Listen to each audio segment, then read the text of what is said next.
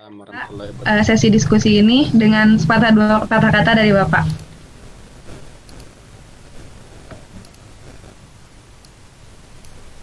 Oke, terima kasih. Sebelumnya saya ini dulu ya. Nama saya bukan Taufik Hidayat. Oh Bapak, salah info. Terima kasih Renita dan kawan-kawan. Bismillahirrahmanirrahim. Assalamualaikum warahmatullahi wabarakatuh. Waalaikumsalam. Waalaikumsalam warahmatullahi wabarakatuh. Selamat sore, salam sejahtera untuk kita semua.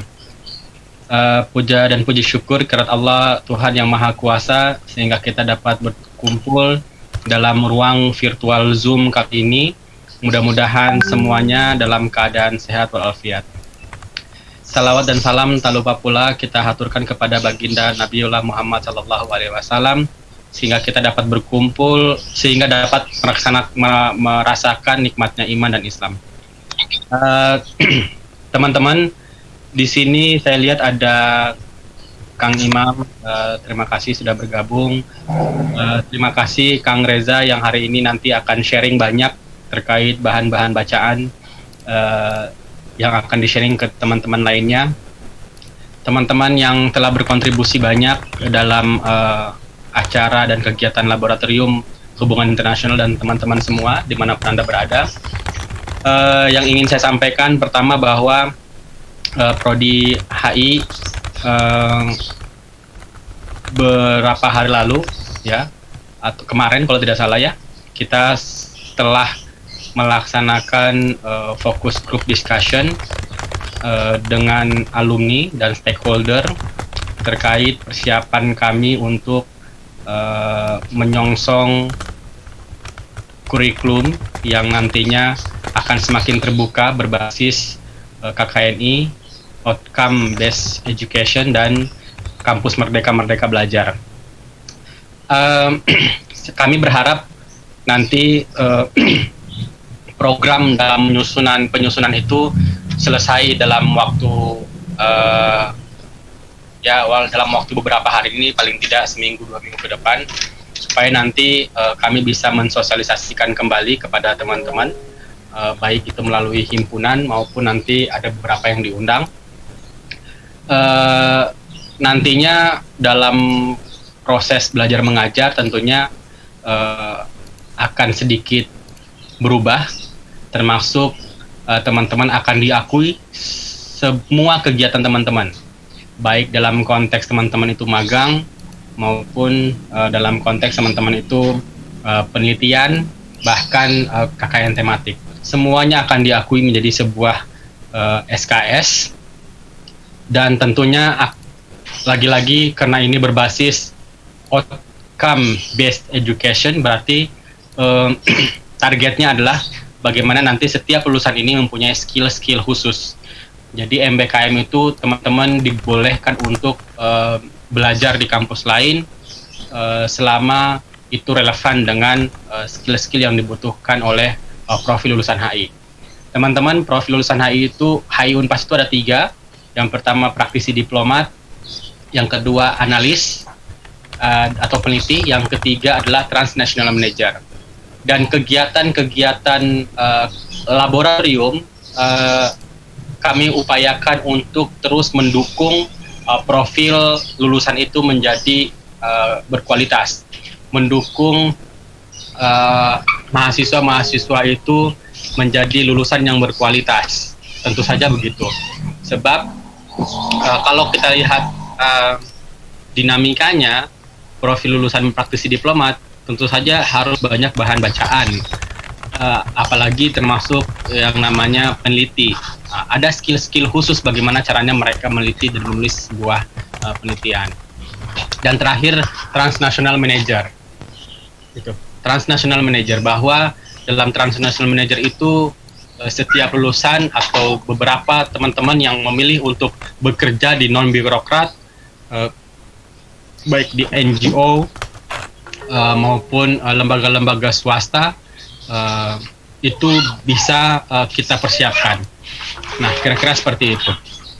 Dan yang kedua yang ingin saya sampaikan bahwa dalam kegiatan laboratorium kami berupaya untuk terus menyiapkan kegiatan-kegiatan yang konstruktif, mendukung proses belajar mengajar, termasuk di dalamnya bagaimana caranya teman-teman itu punya kreativitas dan inovatif dan inovasi yang mendukung teman-teman nanti setelah lulus atau menjadi sarjana hubungan internasional.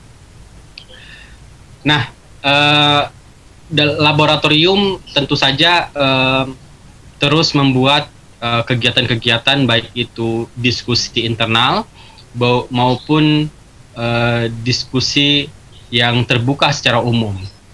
Nah, ada beberapa kegiatan yang kami miliki. Yang pertama diskusi mahasiswa, ya, nanti narasumbernya itu mahasiswa. Yang kedua diskusi dosen, narasumbernya dosen baik internal maupun eksternal atau bahkan praktisi-praktisi. Yang ketiga kami punya kelas literasi, nanti akan kami informasikan lebih lanjut bahwa itu sekarang sedang kami siapkan, nanti sekitar 4 atau 5 kali pertemuan, nanti saya lupa untuk berapa pertemuan, tapi nanti itu akan kami segera siapkan dan share ke teman-teman bahwa kelas literasi itu sebenarnya bagaimana teman-teman dilatih untuk menulis, berpikir secara kontekstual, ya, berpikir secara kontekstual. Nanti di situ ada workshopnya, ada pelatihannya kelas literasi itu. Kemudian yang terakhir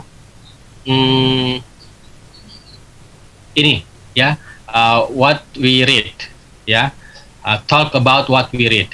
Nah, dalam talk about what we read ini tadi sudah disinggung sama moderator Teh Renita tadi bahwa ini untuk mengasah teman-teman. Bagi saya ini bukan hal yang sepele, sebab setiap bahan bacaan itu akan menguap begitu saja kalau teman-teman tidak menyampaikannya kembali dan tidak menuliskannya kembali.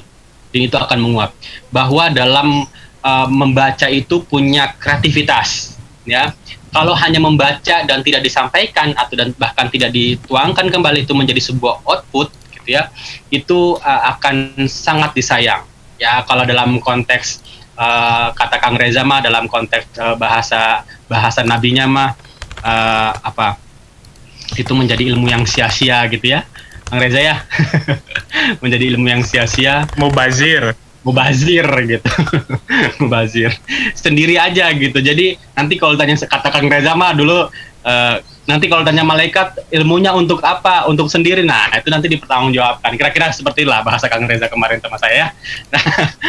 Nah, jadi talking about what we read ini teman-teman juga bisa misalnya teman-teman punya satu artikel yang sudah dibaca, bisa teman-teman sampaikan ke prodi, ke laboratorium, dan kita screening, benar nggak, kira-kira bisa nggak dipertanggungjawabkan artikel atau buku ini, kemudian teman-teman bisa sampaikan, kita diskusi terkait konten dari artikel itu. Kita tidak berbicara bahwa itu bedah buku atau bedah artikel, tapi teman-teman mencoba untuk menyampaikan hasil bacaan itu dan kita diskusikan, supaya teman-teman yang lain juga tahu bahwa ada artikel yang berjudul itu membahas tentang ini, gitu ya.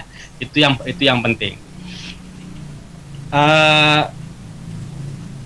Dan yang terakhir mungkin kelas program lab itu ada Japanese Club, ya. Japanese Club itu nanti membahas tentang belajar tentang ke Asia Timuran, Japanan, ya, berkaitan dengan bahasa dan pemikiran pemahaman Japan sentris. Nah, nanti semuanya akan kami akan laksanakan secara pelan-pelan, dan teman-teman juga mengetahui program-program itu. Lagi-lagi tentu saja semua kegiatan itu mendukung teman-teman untuk menjadi sebuah lulusan yang berkualitas. Terima kasih, itu saja yang ingin saya sampaikan. Selamat berdiskusi, selamat membahas buku, selamat sharing ide. Semoga teman-teman dapat memanfaatkan program-program seperti ini dengan baik. Terima kasih Kang Reza untuk menjadi narasumber pertama dari bahan bacaannya. Mudah-mudahan nanti teman-teman yang lainnya bisa mengikuti. Terenita, terima kasih banyak atas waktunya. Ya, demikian sambutan dari saya.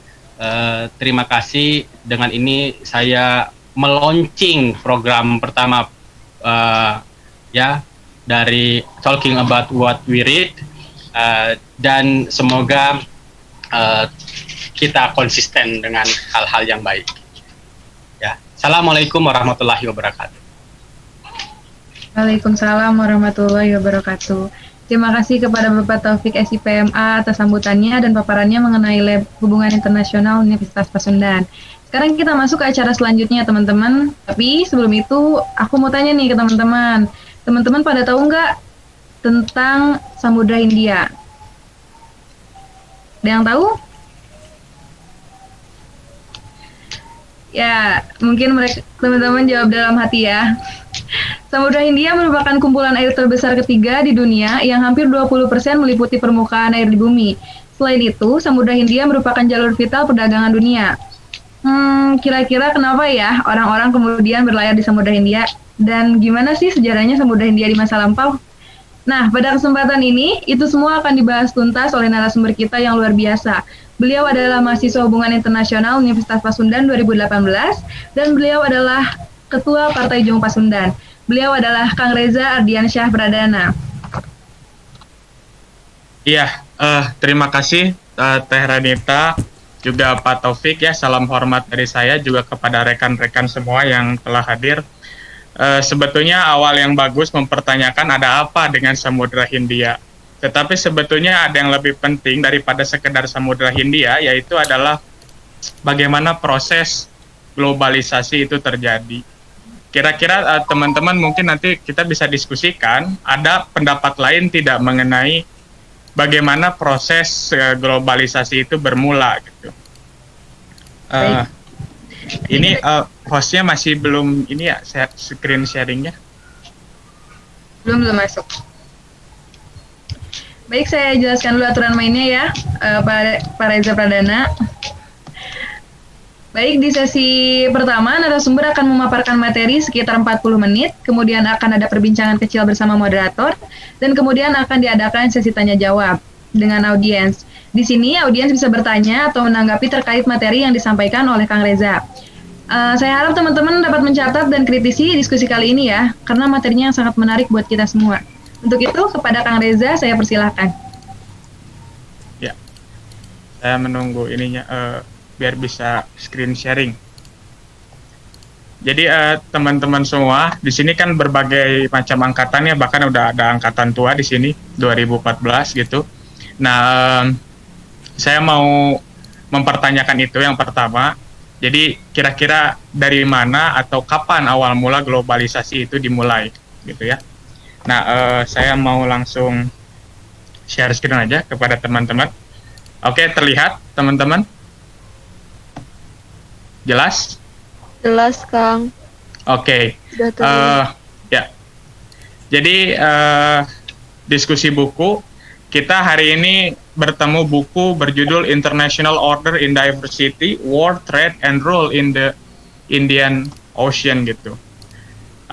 Tentang penulis dulu ya, karena tidak afdol biasanya kalau kita membaca buku tanpa tahu penulisnya gitu. Nah, penulisnya kebetulan ada dua orang, Andrew Phillips dengan Sherman. Phillips itu dia jadi dosen di Universitas Queensland, Australia. Dia fokus mata kuliahnya HI jelas, keamanan internasional dan sejarah. Kemudian Sherman itu dia profesor ilmu politik dan HI di Cambridge gitu ya.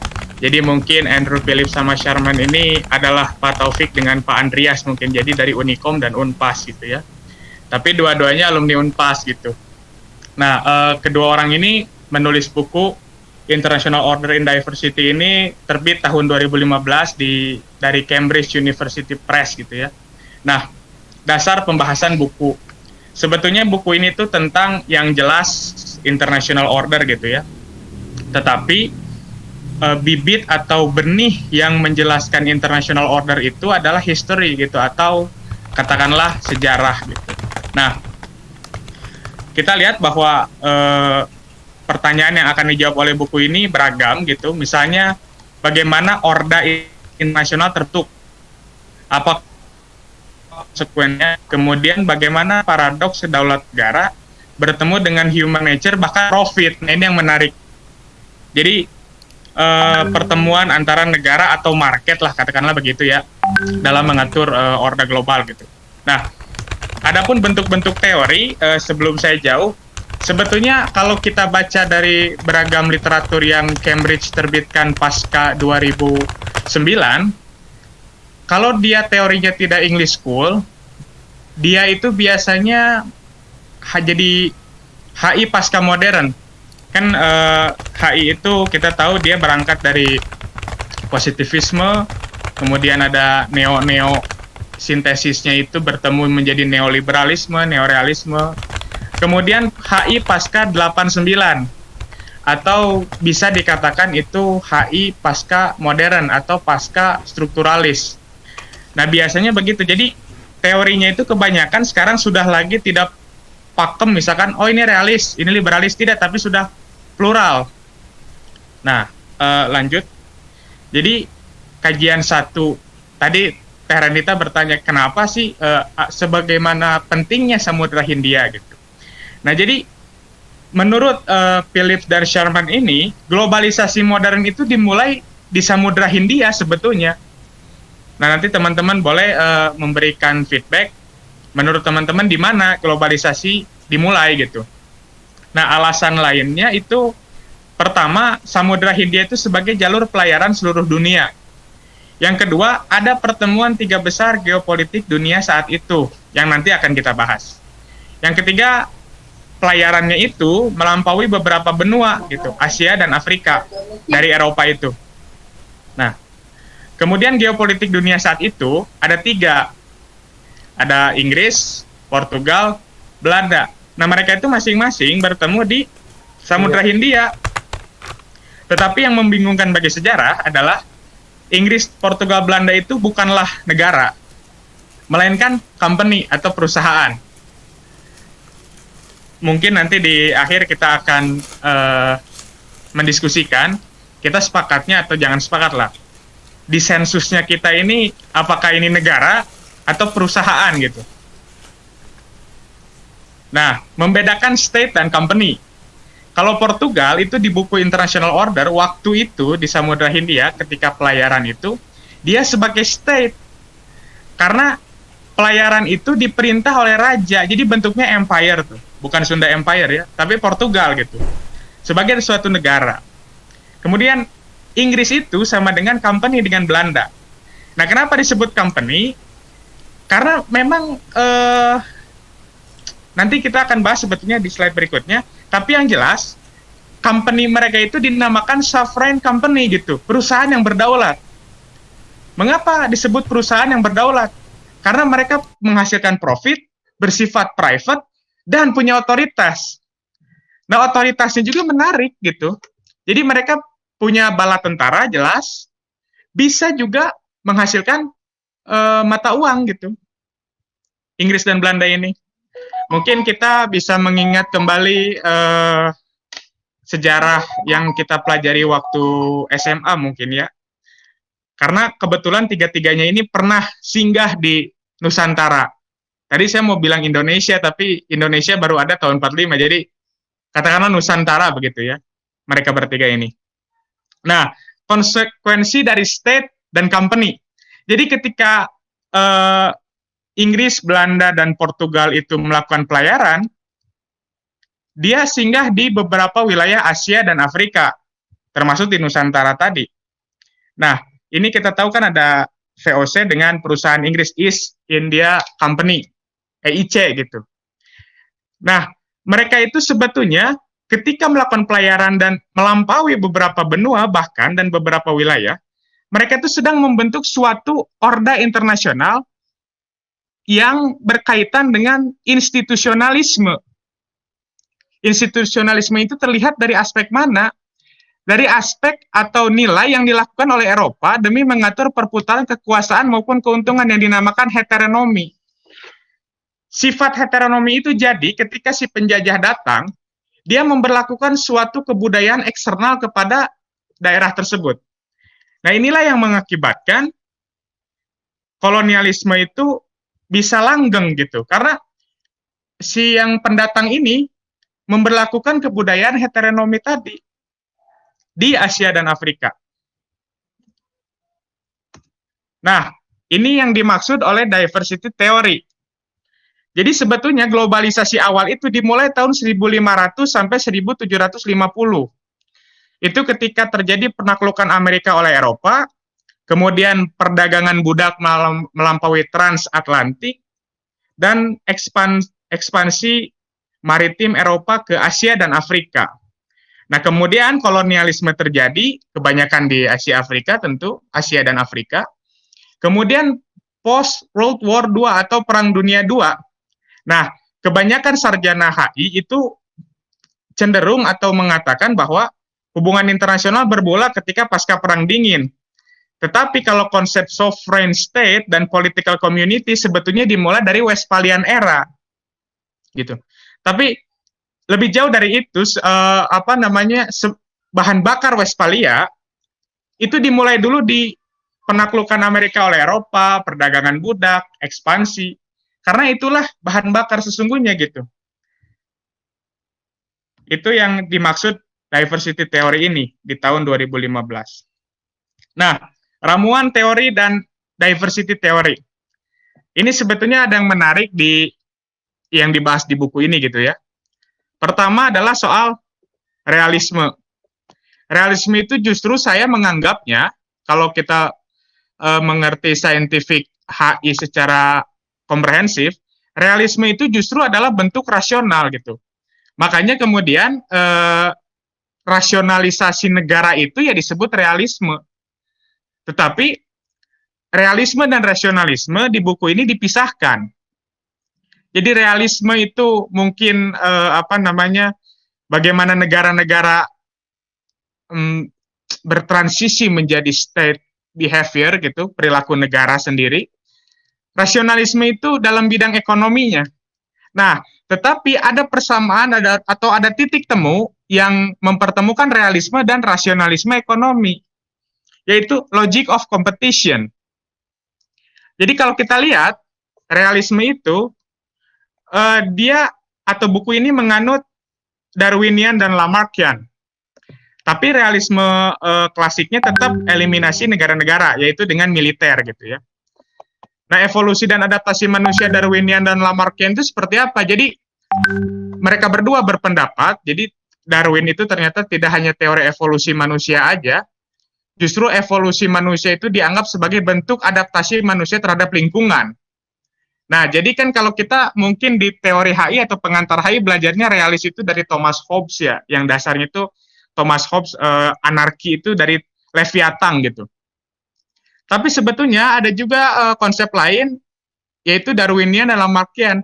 Saya menduga kenapa Darwinian dan Lamarckian lebih sering lebih suka digunakan oleh Phillips dan Sharman ini adalah karena Darwinian ini lebih merujuk pada human nature ketimbang katakanlah memang human nature daripada state of nature gitu. Kenapa begitu? Karena ketika dia bertemu dengan rasionalisme ekonomi, menjadilah logic of competition yang akhirnya melahirkan keuntungan dan perputaran.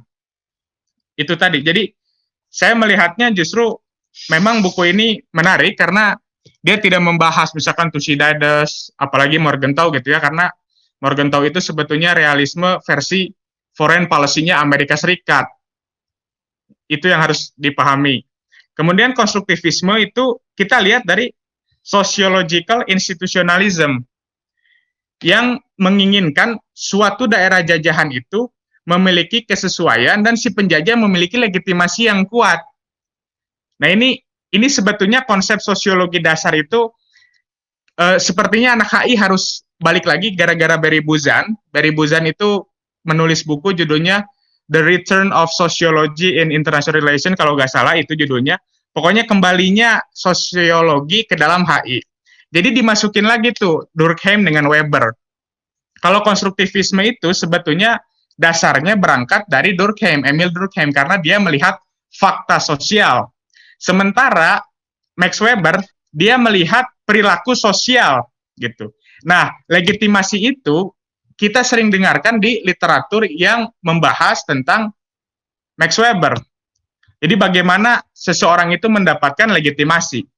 Itu jadi terlihat sekali bahwa semakin ke sini hubungan internasional itu menjadi intradisiplin mungkin ya, karena memang ternyata untuk membahas, katakanlah kalau istilah English School itu International Society, bahkan Barry Buzan baru lagi dia buat Global International Society, memang perlu beberapa variabel pengetahuan gitu. Ini tentang ramuan teorinya. Nah, adapun teori konstruktivisme itu sebetulnya menjadi bahan bakar yang membentuk hierarki di international order atau orde internasional. Kenapa? Karena yang kita tahu, politik internasional itu dari pandangan realisme dasar adalah bersifat anarki gitu. Tapi kalau kita membaca lebih cermat, apalagi kalau kita mulai mempelajari non-Western approach di dalam hubungan internasional, ternyata hubungan internasional ini bersifat lebih ke arah hierarki gitu. Nah, kenapa ke arah hierarki? Alasannya ada di poin kedua, yaitu dibangun oleh tatanan imperialisme yang berarti menerapkan nilai inegalitarian. Jadi sebetulnya tidak pernah ada yang egaliter di dalam dunia ini. Semua betul-betul power secara murni. Dan juga biasanya kalau mungkin lebih enaknya pakai bahasa hegemoni atau dominasi gitu ya, pasti selalu ada negara yang mendominasi maupun menghegemoni. Kalau masa lalu mungkin negara yang sampai menjajah gitu. Nah, tapi teori konstruktivismenya begini, konstruktivisme itu disebut sebagai power of normative socialization to produce conformity, yaitu kekuatan normatif untuk mensosialisasi sosialisasi kekuatan atau kekuasaan normatif untuk memproduksi kesesuaian gitu. Jadi ternyata kesesuaian itu tidak bersifat internal melainkan eksternal. Kalau misalkan kita kritisi lagi, ternyata bukan eksternal lagi, melainkan akumulatif gitu. Makanya kenapa kalau misalkan negara pasca kolonial, itu kehidupan politiknya belum stabil secara penuh, karena ya memang konformitinya itu dibentuknya secara acak gitu. Ini yang perlu kita bahas dan diskusikan di sesi berikutnya sepertinya. Nah, international system itu berangkat dari English School gitu. Buku yang paling dasar menjelaskan international system itu adalah bukunya Hadley Bull dengan Adam Watson, berjudul The Expansion of International Society. Halaman 1 mereka menggambarkan bahwa sistem internasional itu the behavior of each is necessary in the calculation of others gitu, of others.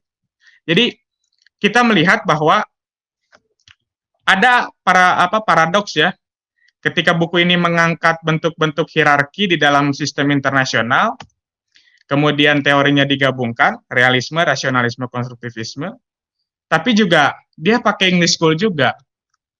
Jadi semakin ke sini kita memahami bahwa oh ternyata para penstudi HI di luar sana memang sudah mulai plural gitu, seperti yang tadi dikatakan di awal. Jadi kalau misalkan di English School itu, The Expansion of International Society, saya bahas sedikit, dia menggambarkan bahwa International Society itu terjadi karena kolonialisme, salah satunya ya. Salah satunya terjadi karena kolonialisme. Nah, kolonialisme ini terjadi, kalau kita merujuk bukunya Barry Buzan yang The Global Transformation itu, dia mengatakan bahwa kolonialisme itu adalah awal mula atau benih dari HI harusnya, bukan Westphalia gitu. Nah ini mungkin bisa dikritisi juga, apakah kita mau ikut pendapat baru atau pendapat lama, bahwa awal mula HI itu sebetulnya bukanlah Westphalia tetapi kolonialisme. Tapi kalau saya sendiri mengajukan satu mosi lagi, tadi kan ada dua mosi ya, HI itu dimulai kolonialisme dan HI dimulai Westphalia. HI itu sebetulnya dimulai ketika kurikulum Aristoteles disebarluaskan oleh Alexander the Great gitu. Karena Alexander the Great lah orang pertama di dalam literatur yang sampai sekarang kita temukan yang melakukan ekspansi secara luas gitu. Nanti kita akan cari gitu. Karena The Peloponnesian War sebagai literatur dasar realisme itu juga menjelaskan HI tapi tidak mengglobal, dan itu sih kayaknya pembenaran soal perang aja. Jadi Thucydides itu mungkin memberi alasan kenapa perang bisa dibenarkan, kenapa perang bisa terjadi, makanya ada honor, fear, interest kan gitu. Jebakan atau Thucydides trap itu. Nah itu ya, jadi ada 3 mosi yang bisa kita diskusikan. Nah, pembentuk orde global itu, ini Sherman dan Phillips ini ternyata mengutip Verities of Capitalism. Jadi pembentuk orde global yang paling besar itu bukan sovereign dan power, gitu, bukan kedaulatan dan kekuatan yang sering kita samakan dengan state atau negara. Justru mesin yang paling besar yang menggerakkan orde internasional adalah capital atau modal, gitu. Kenapa bisa capital? Karena terbukti pelayaran-pelayaran yang dilakukan oleh Inggris dan Belanda itu memerlukan capital. Nah, Verities of Capitalism atau benih kapitalisme itu dimulai ketika itu. Jadi ketika orang-orang borju Eropa ngumpulin duit, jadi udah main saham ibaratnya, supaya bisa berlayar sampai ke Nusantara, Asia, Afrika gitu. Jadi itulah yang memulai. Dan yang paling penting daripada buku Verities of Capitalism itu adalah kapitalisme itu selalu need greater competition in a globalized economy. Jadi selalu membutuhkan kompetisi yang besar. Jadi justru bahan bakar kapitalisme memang terjadi ketika Inggris dengan Belanda saling merebut kekuasaan di regional masing-masing. Gitu. Nah, fakta sejarah pendukung diversity theory. Ada yang menarik dari diversity theory, yaitu keterlibatan non-Western yang dalam studi hubungan internasional selalu dianggap sebagai objek observasi semata. Jadi kalau misalkan selama ini kita kan melihat misalkan Indonesia nih. Indonesia itu adalah non-Western jelas, dia middle power juga, tapi kita melihat dengan analisa-analisa realis yang dilakukan oleh Barat gitu. Yang notabene-nya Barat ini udah siap dalam status keamanannya, status keselamatannya, status teknologinya. Tapi kita jarang melihat Indonesia dari konteks yang memang relevan untuk dirinya sendiri. Karena hubungan internasional itu harusnya tidak bersifat universal, melainkan bersifat unik. Unik itu artinya dia bergerak atau berangkat dari yang disebut dengan lokal. Bahkan kalau di English School yang terbaru, Barry Buzan, dia bilang begini, bahwa sebelum menjadi internasional, lokal itu harus dikembangkan. Dia tulis buku dengan Barry Buzan tulis buku dengan Amitav Acharya. Nah, Barry Buzan katakan itu harus lokal. Bahkan Barry Buzan lebih radikal lagi, dia bilang bahwa sebetulnya global international society juga sudah tidak lagi relevan, karena sekarang ini kita hidup dalam world society. Jadi lokal, regional, atau lokal, internasional, global, world. Itu penamaan yang masih agak sedikit jarang kita dengar dalam diskursus-diskursus di sekitar kita. Saya nggak berani di Indonesia, di sekitar kita aja. Tidak ada yang menekankan diskursus itu lebih jauh, apakah kita ini benar-benar anak HI, atau jangan-jangan anak HG, hubungan global, atau jangan-jangan HD, hubungan dunia, gitu. Nah, itu penting untuk dipertanyakan. Nah, ada beberapa yang dikutip di buku ini. Pertama, kerajaan Mughal, itu India tapi Islam, gitu. Ada yang menarik dari kerajaan Mughal, mungkin di sini ada yang sudah baca. Jadi kerajaan Mughal itu pernah membuat namanya dinul ilahi atau agama Tuhan gitu. Agama Tuhan itu semua agama disatukan, Hindu, Buddha, Islam itu disatukan. Jadi ketika umat Islam dapat kurban, dia tidak mungkin motong sapi kan karena bersentuhan dengan orang Hindu. Jadi waktu itu namanya Sultan Akbar, dia mengatakan bahwa boleh kurban tidak pakai sapi, boleh pakai sayur-sayuran dan ayam. Itu yang menarik dari kerajaan Mogol, tapi tidak dibahas di buku ini supaya ingat aja. Nah, kemudian kerajaan Ottoman, yaitu Turki Islam. Nah, Nusantara. Bahkan dalam buku ini, Nusantara itu banyak dikutipnya Malaysia, Goa, Sumatera, Surakarta atau Jawa, Maluku, Mataram, Malaka. Kemudian Tiongkok dan Afrika. Nah, kenapa Afrika di akhir? Karena jujur aja, Afrika ini tidak banyak disebut, dan kemarin saya habis kelasnya Pak Desmond, dosen mata kuliah dinamika dan pemerintahan di Afrika. Saya mengkritisinya begini, Pak, saya sering melihat non-Western atau sering membaca tentang non-Western teori.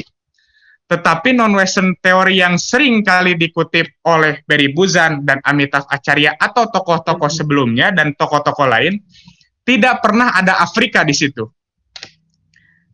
Jadi bahkan di buku ini pun Afrika itu tidak dilihat, gitu. Tidak terlalu dilihat, tidak terlalu menjadi fokus utama. Mungkin kita bisa diskusikan alasannya ada apa, kenapa Afrika kok tidak terlalu dipentingkan. Padahal Afrika itu kalau kita lihat peta lagi, dia oke. Iya, jadi Afrika itu karena hanya beberapa negara yang dilampaui oleh pelayaran Afrika gitu, pelayaran Eropa ke Samudra Hindia gitu ya. Ya, wajar. Udah ketemu jawabannya, tapi kalau mau didiskusikan boleh. Nah, itu kita lihat fakta sejarahnya.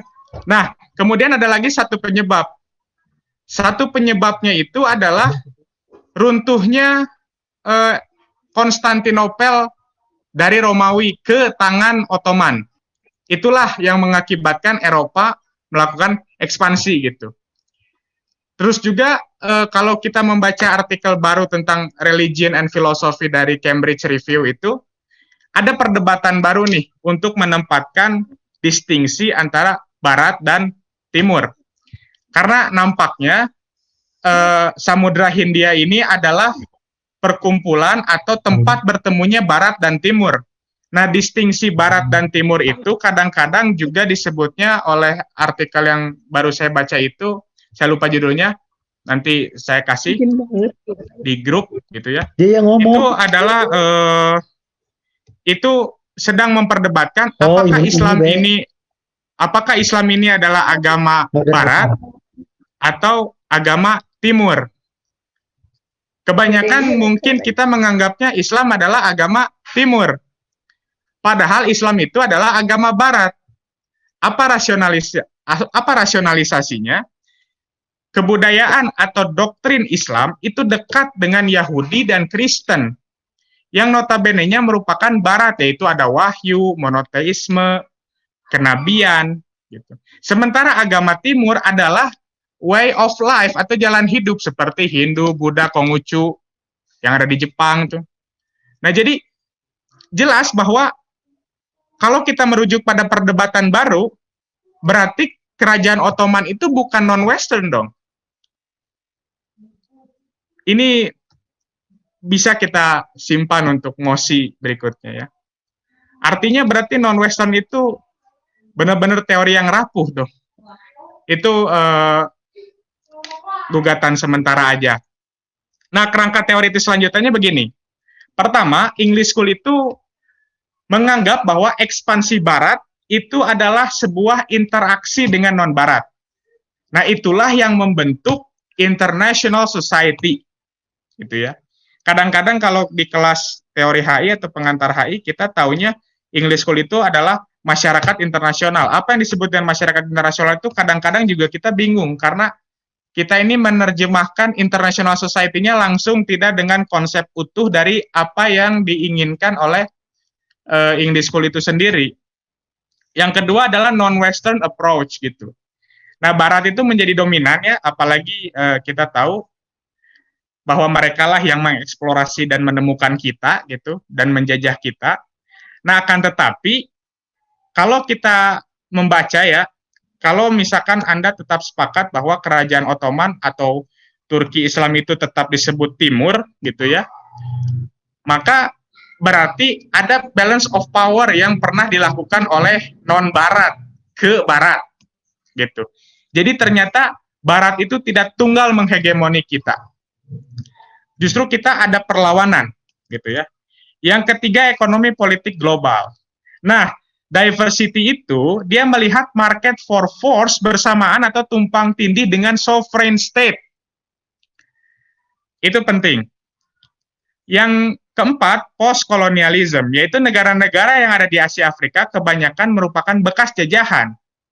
Maka teori ini mencoba menjelaskan bahwa institusi kolonialisme tetap bertahan atau berpengaruh setidaknya. Itu. Nah, terima kasih. Sekian dulu dari PPT yang bisa saya sampaikan. Mungkin bisa lanjut tanya jawab atau gimana, saya kembalikan ke Teh Renita sebagai moderator.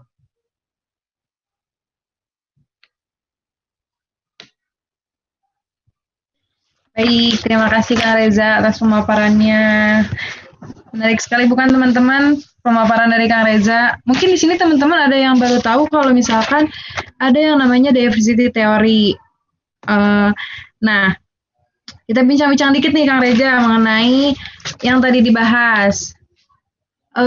Yang mau aku tanya nih, ada nih satu, kolonialisme merupakan awal mula HI. Gimana tuh Kang Reza penjelasannya? Ya. Boleh dirinci lagi nggak tuh? Jadi kalau kita baca sejarah dunia gitu, kebanyakan kita kan menganggap HI sebagai sebuah studi gitu ya. Itu bahasa-bahasa buku. HI sebagai sebuah studi dimulai pasca Perang Dunia I gitu. Nah, tetapi sebetulnya kalau kita lihat dari global politics-nya Mansbach gitu ya, justru pertama kali HI itu dimulai tahun 1648, yaitu Westphalia gitu. Karena itulah benih dari sovereign atau state as a sovereign power gitu, negara sebagai kekuatan yang berdaulat. Itu awal mula HI. Tapi Barry Buzan dengan George Lawson ini sebetulnya buku yang beda gitu ya. Disatuin aja sama buku ini, anggapannya begitu gitu ya. Itu sebetulnya tidak terjadi ketika Westphalia juga. Itu terjadi ketika pelayaran, ekspansi, kolonialisme dimulai. Karena itulah bukan interaksi pertama juga, tapi interaksi yang tercatat bisa menghasilkan semacam institusionalisme. Jadi seakan-akan institusi negara pasca kolonial itu ya terbentuk karena ada penjajahan gitu. Kalau kita misalkan tes Indonesia, kita uji Indonesia. Bagaimana bila Indonesia ternyata tidak pernah dijajah? Apakah Indonesia ini akan tetap ada? Atau misalkan orang Jawa Barat, jadi kerajaan Pajajaran di bawah kepemimpinan cicitnya Sultan Siliwangi misalkan gitu. Nah, itu tuh berarti yang memang membentuk orda global gitu, bahkan HI itu sebetulnya adalah kolonialisme harusnya. Tapi karena saya belakangan bertanya-tanya, kenapa logika Aristoteles itu sampai detik ini terus dipelajari dan pakem gitu ya, belum pernah ada gugatan. Ya karena ada genealogi atau hubungan dengan kekuasaan, yaitu dulu Aristoteles itu punya murid, Alexander the Great. Nah, Alexander the Great itu dia ekspansi ke banyak wilayah. Jadi jangan-jangan bukan lagi kolonialisme, tapi HI itu harusnya dimulai dari Alexander the Great dong, kalau gitu caranya. Tapi kalau mau dilacak lagi, yang lain lagi, misalkan Thucydides lewat Peloponnesian War, itu juga tidak menunjukkan hubungan internasional secara signifikan, melainkan semacam cerita atau apa ya, Peloponnesia tuh kayak ini kenapa loh kita harus mempertahankan diri, kenapa negara kemudian berperang gitu. Jadi pembenaran perang gitu. Itu sih paling Teh Renita.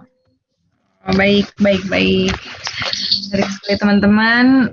Nah, kita maju ke ini Kang, ke tahun-tahun sekarang nih. Di mana yang sudah banyak organisasi internasional. Salah satunya saya mau angkat organisasi internasional IORA. Indian Ocean Rim Association. Itu organisasi internasional yang berada di kawasan Samudra Hindia. Nah, menurut Kang Reza nih, kira-kira ada nggak sih kaitannya pembentukan IORA ini dengan diversity teori ini, dengan masa lampaunya, dengan masa lalunya dari Samudra Hindia ini sendiri?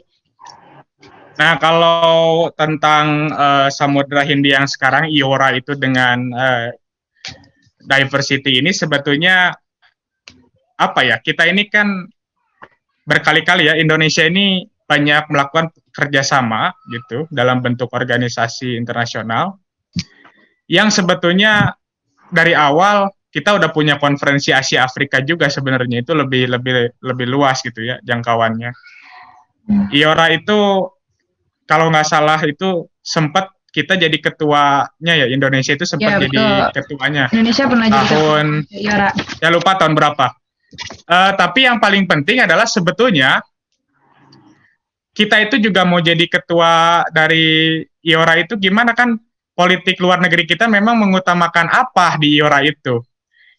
Saya sih menduga Indonesia itu di IORA gitu ya, melihat dari pasti perspektif ekonomi dan yang paling penting adalah maritim.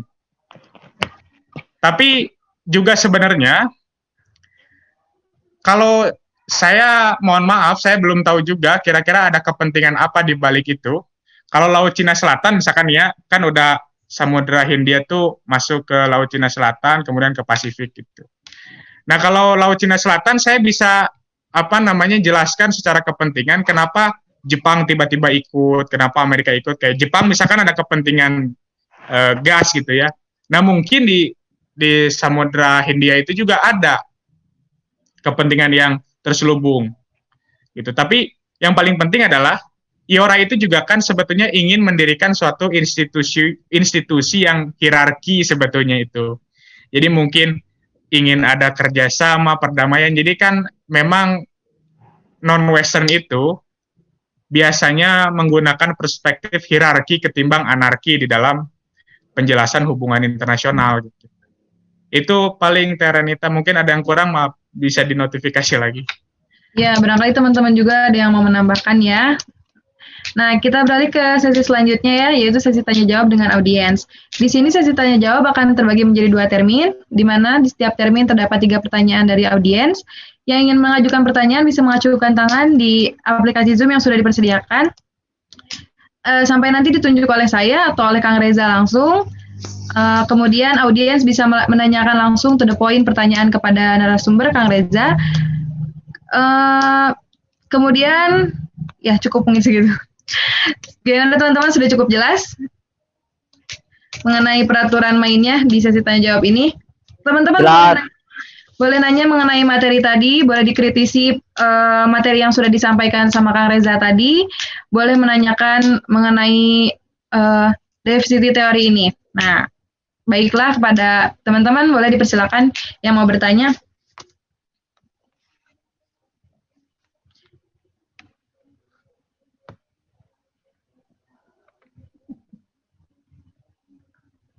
Ya teman-teman, materinya menarik banget loh ini. Barangkali kan teman-teman ada yang mau mulai menyusun skripsi. Siapa tahu ini bisa jadi salah satu bahan buat teman-teman yang mau bertanya atau menanggapi mengenai paparan materi yang barusan Kang Reza sampaikan. Jaren izin bertanya.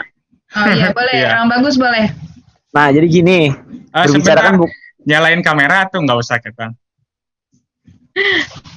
lagi nyari sinyal, aku nggak ada sinyal di rumah. Jadi gini, bicara war, state, dan trade. Tadi pembicaraan tentang non-Western teori. Teori apa yang paling tepat untuk Indonesia dalam menyikapi trade dan state ini agar kita bisa membuat bargaining yang tepat gitu, Za. Karena kalau kita bicara teori kan relevansinya tepat nggak tepat gimana aplikasinya kan. Nah ini menurut Reza ini lebih baik pemerintah itu sikap politik luar negeri menyikapi Samudra Hindia ini seperti apa dan bagaimana, Za? Terima kasih. Baik, Kang Reza mau langsung dijawab atau mau ditampung dulu? Boleh. Karena kalau ditampung tuh kesannya kayak dilihat dulu di Google gitu ya, dicari-cari dulu gitu. Jadi aku takut ada kesan seperti itu gitu ya. Apalagi ini kan banyak cutting-cutting juga. Jadi saya harus membanggakan mereka. Saya kan banyak belajar juga dari mereka gitu. Baik. Jadi begini, sebetulnya kalau misalkan saya jawab, kemungkinan dan secara real, secara ideologi saya akan ditolak oleh Kemenlu kalau saya daftar magang atau kerja di sana. Karena saya ingin mengkritisi politik luar negeri kita yang dinamakan politik bebas aktif gitu ya. Jadi begini, sebetulnya ada yang keliru nih dari beberapa teori yang saya analisa gitu ya. Seperti misalkan contoh teori konstruktivisme gitu. Konstruktivisme itu tahun 2016 dengan segala kerendahan hati saya mengatakan, saya lupa penulisnya, tapi saya ingat betul kritiknya, bahwa konstruktivisme itu sebetulnya tidak punya ranah atau akar politik, gitu ya. Misalkan nih, kalau kita baca Indonesia dari teori konstruktivisme gitu ya, dan kebanyakan kita terjebak konstruksi itu kayak nilai sejarah, fakta sejarah, kebudayaan gitu. Jadi hal-hal seperti itu. Nah, kalau non-Western itu, ada satu buku baru, dia belum terbit secara masif gitu ya, judulnya Asian Foreign Policy. Itu sekitar 1000 halaman kalau nggak salah. Di situ dijelasin bahwa realisme Cina itu menganut Barat juga. Itu Cina loh.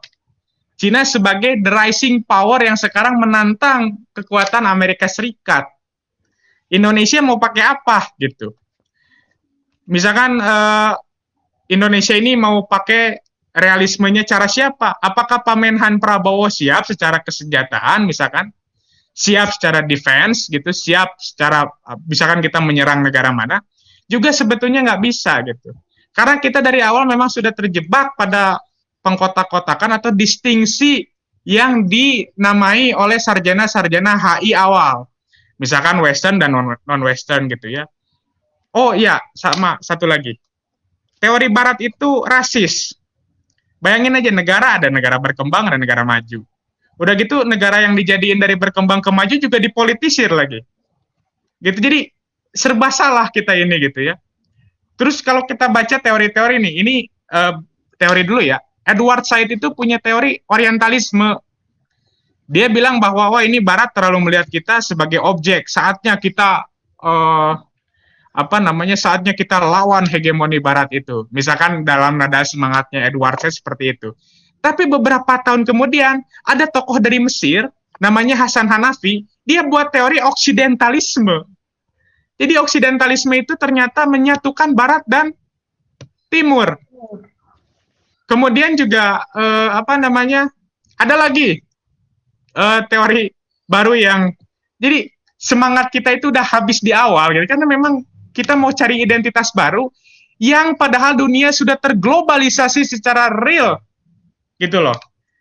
Jadi saya ingin mengajukan mosi tambahan gitu ya, bahwa Western dan non-Western itu kita uji di mana kelemahan keduanya, tapi kita harus sadar juga bahwa kita adalah dunia yang sudah terglobalisasi, sudah dunia yang kalau bahasa Barry Buzan itu planetary gitu, sudah mencakup satu planet, bukan lagi regional, lokal gitu.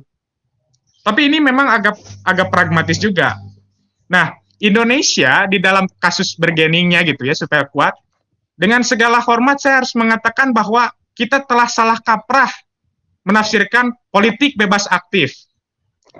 Yang saya tahu, politik bebas aktif itu dimulai sebetulnya oleh Muhammad Hatta, yang bukunya berjudul Mendayung di Antara Dua Karang. Maksud dua karang itu ya blok barat, blok timur gitu. Tapi kan itu keadaan saat itu.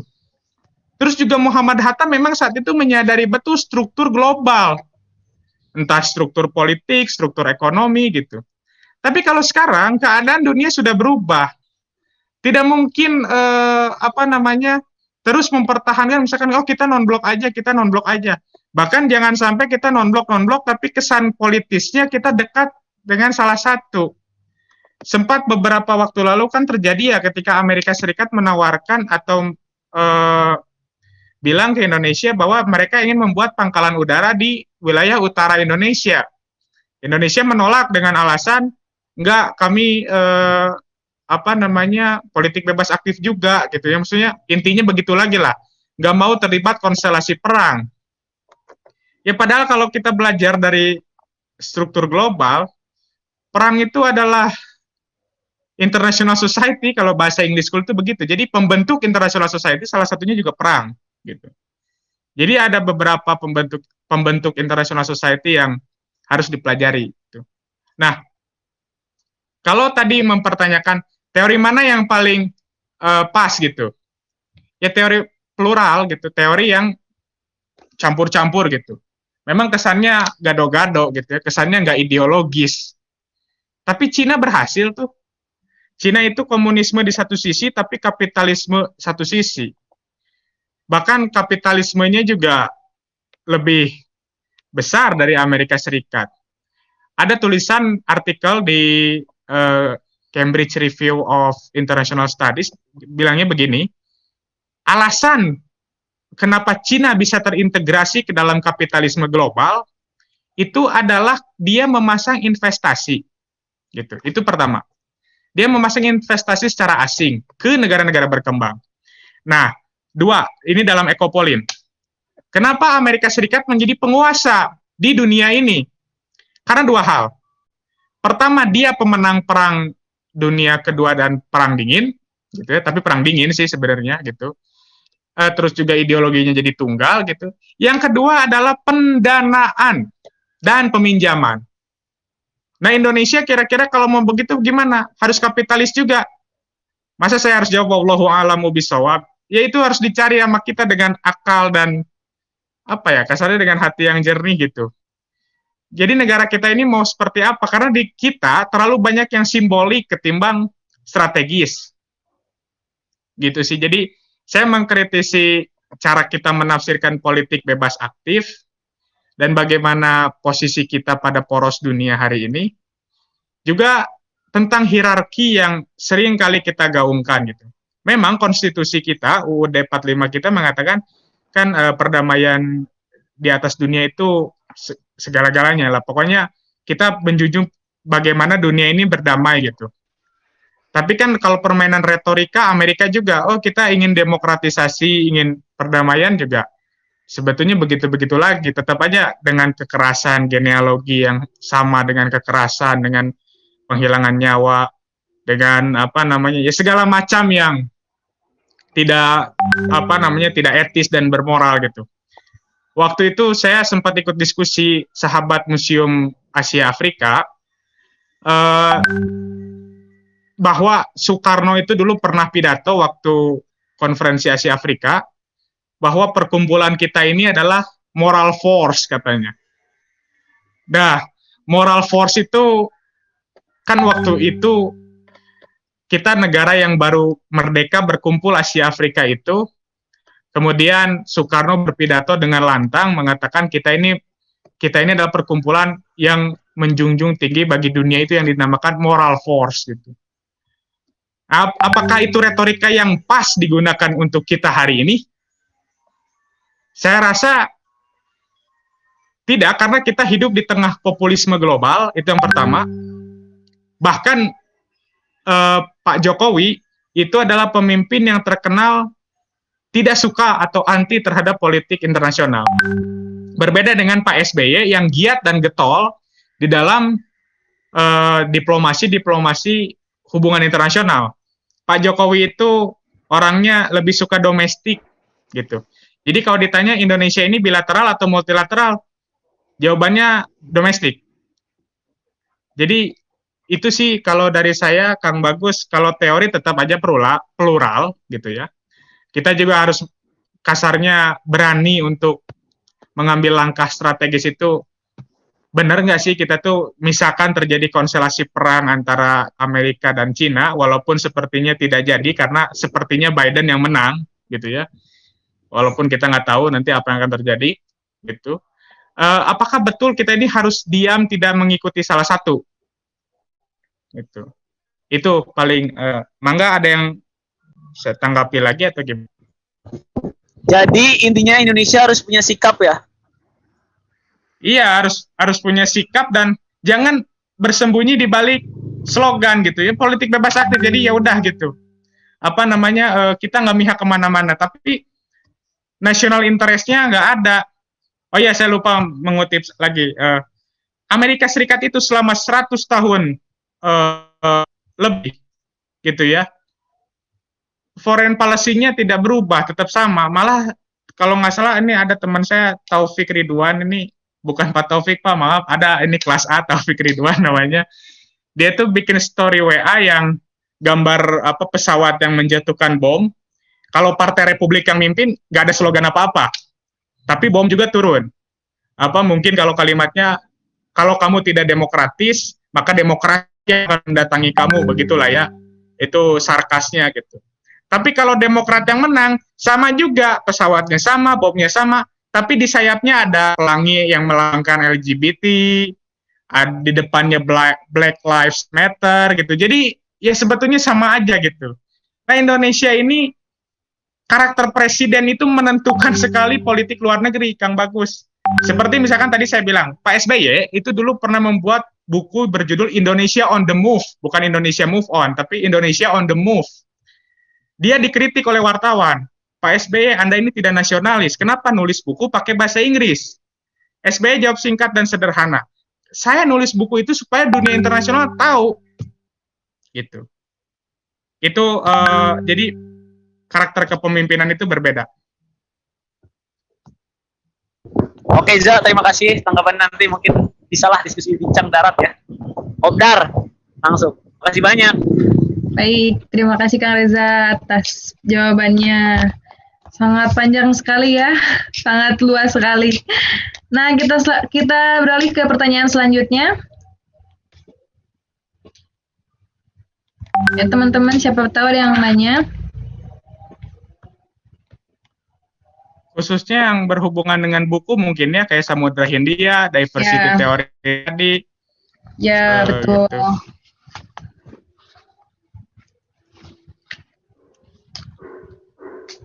Mungkin barangkali teman-teman ada yang masih belum mengerti apa sih diversity teori itu, boleh langsung tanya ke Kang Reza di sekarang.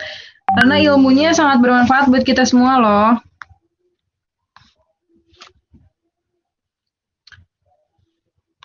Barangkali. Oh ini maaf, Teh Karenita, ini ada dari Teh Mulia Iskandar langsung chat saya. Oh iya, katanya boleh. ininya rusak katanya. Aku mau nanya aja pendapat atau analisis Reza nih sampai hari ini. Jadi 2017 lalu Pak Jokowi di pertemuan IORA bilang dalam pidatonya, Samudra Hindia adalah masa depan dunia.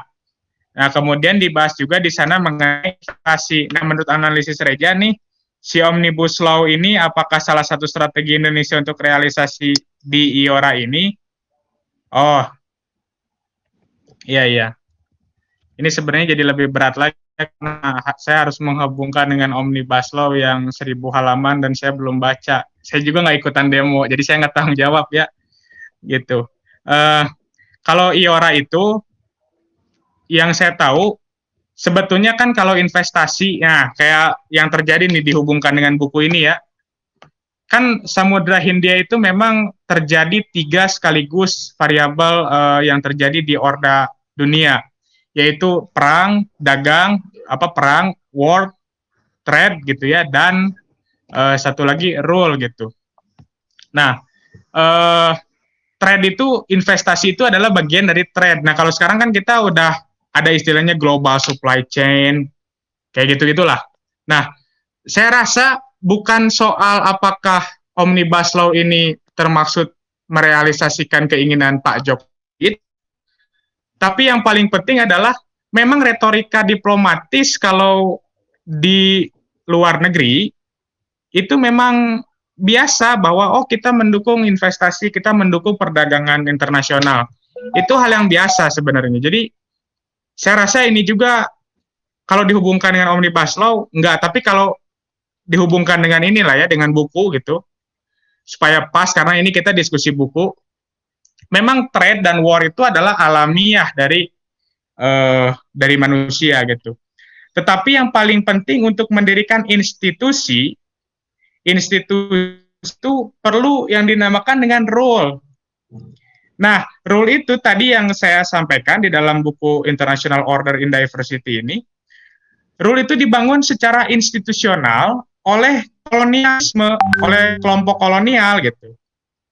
Nah, hubungannya dengan IORA ini kan memang udah lepas dari kungkungan, katakanlah kungkungan kolonialisme.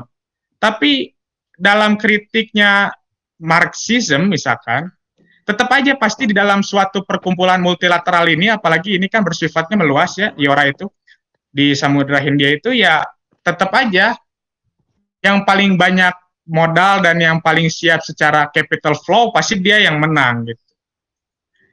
Jadi sebetulnya sama aja, ini supaya tetap ya diseragamkan ke buku yang sedang kita bahas gitu.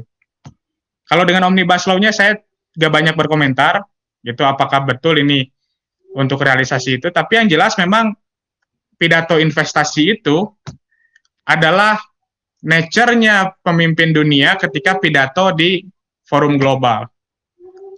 Gitu.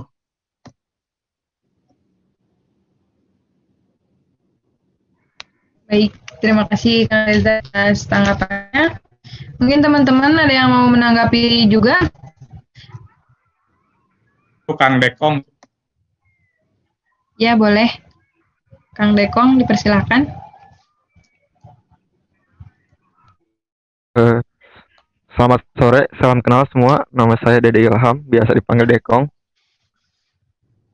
Saya masih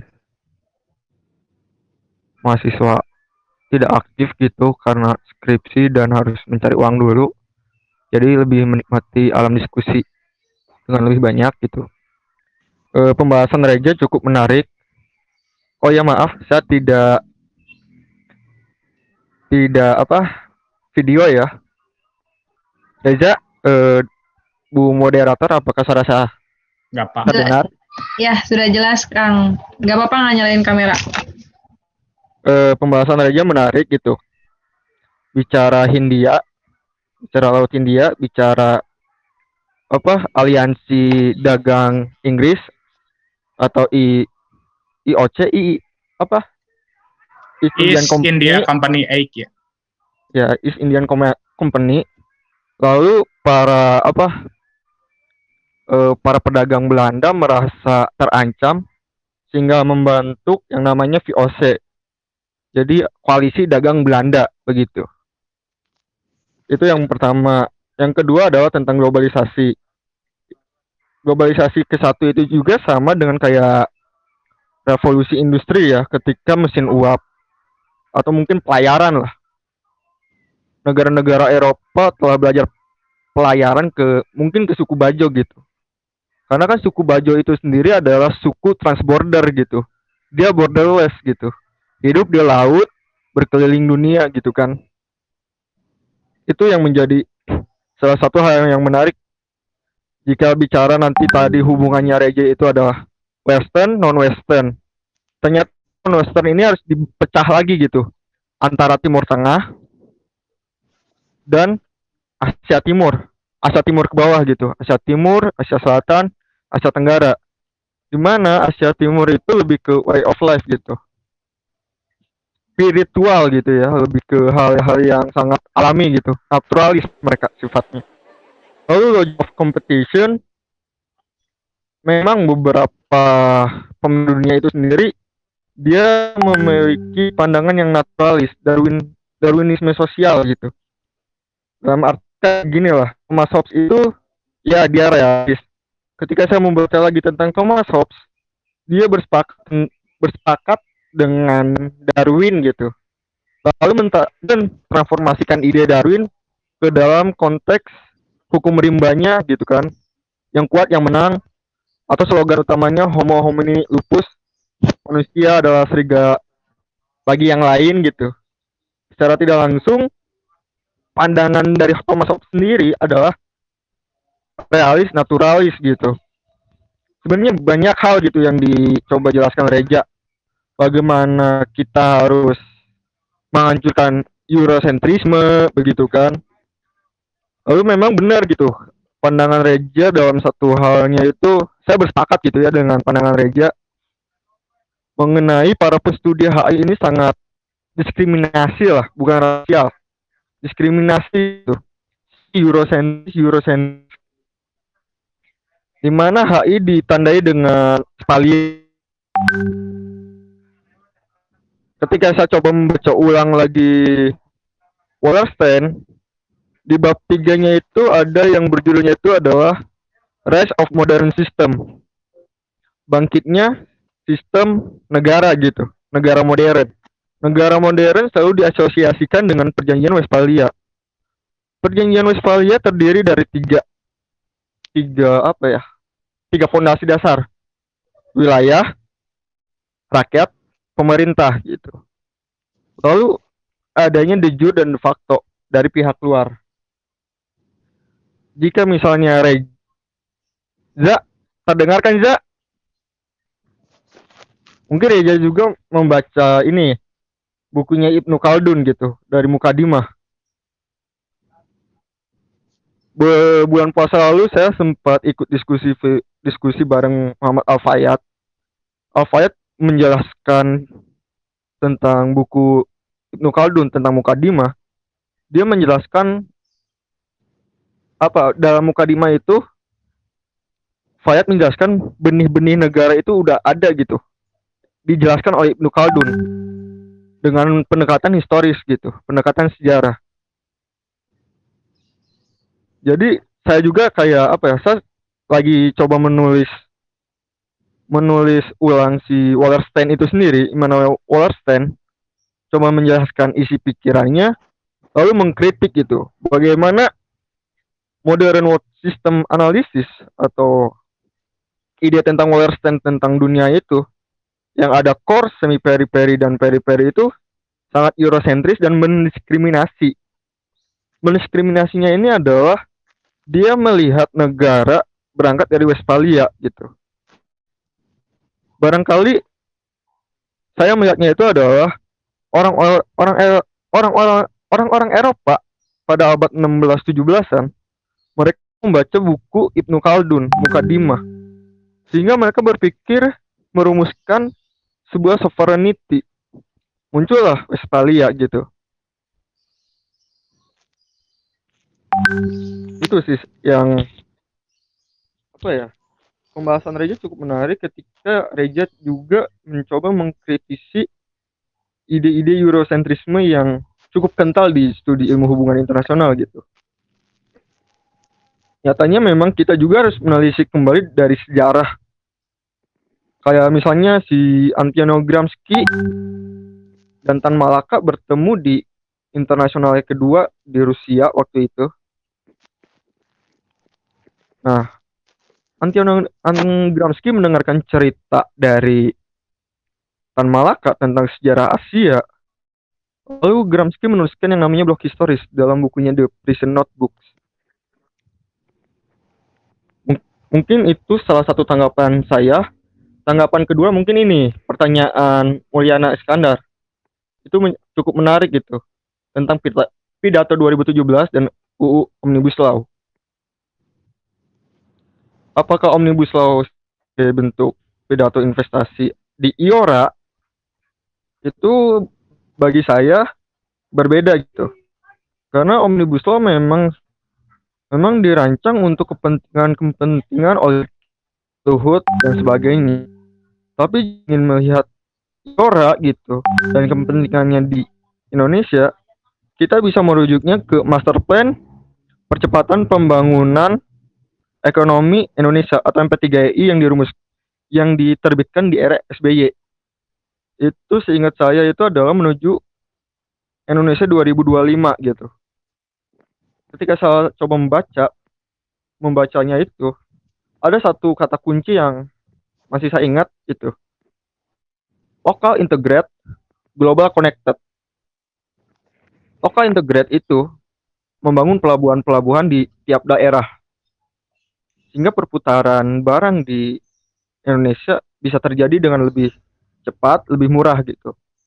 Lalu global connected, tentu saja ini adalah perdagangan internasional gitu. Kita juga jangan lupa tentang Selat Malaka sebagai nadib perdagangan, salah satu perdagangan dunia di kawasan Asia. Jika membaca MP3EI dan menyambungkannya dengan Selat Malaka, maka itulah yang disebut poros maritim yang menjadi slogan Jokowi gitu. Bahwasannya poros maritim yang dislogan oleh Jokowi itu berasal dari MP3EI. Setelah kemenangan pemilu 2014, tim Jokowi membuat yang namanya Dewan Transisi atau apa gitu ya. Di mana Jokowi dan SBY bertemu gitu, secara langsung mengobrolkan dan lain sebagainya. Jika dalam benak saya pribadi, itu mengobrolkan tentang program MP3EI yang harus dijalankan oleh Jokowi. Bagaimana tidak gitu.